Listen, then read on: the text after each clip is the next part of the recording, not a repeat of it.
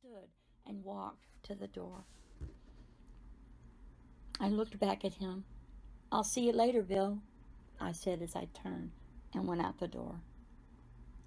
"See ya, kid," I could hear him as I continued to walk down the hall.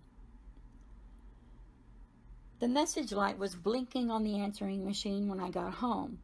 My 15-year-old son had put my mail and messages on the kitchen counter.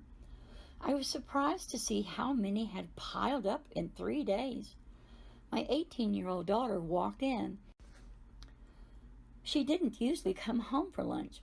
I waved her to come in as I picked up the ringing phone. "How long have you been home?" It was one of my friends who taught at the university. Her voice was low and serious.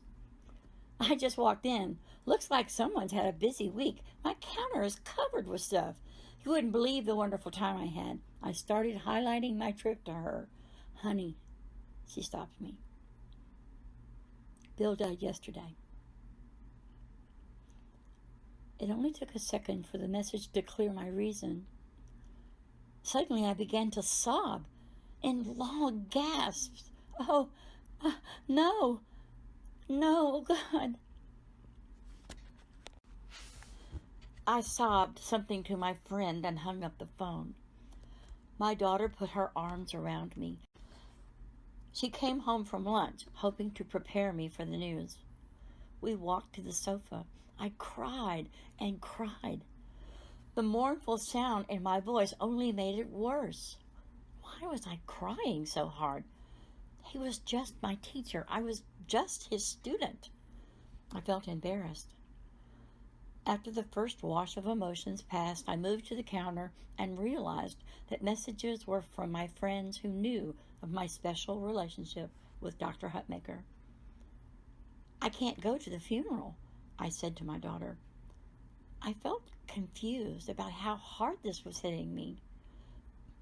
"No one will understand. I'm just another student. I could not sit there and hold all of this in. I can't go." I didn't go.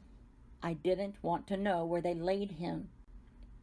It was Dr. Nixon's announcement at the reading of the Baylorian that started the process. "Next year's Baylorian will be a memorial to Dr. Hutmaker," she said.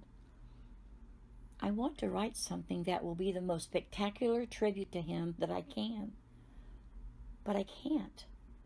Everything I write has a beginning and a middle, but no ending. I know what I have to do." Do you know where Dr. Hutmaker's grave is? You die.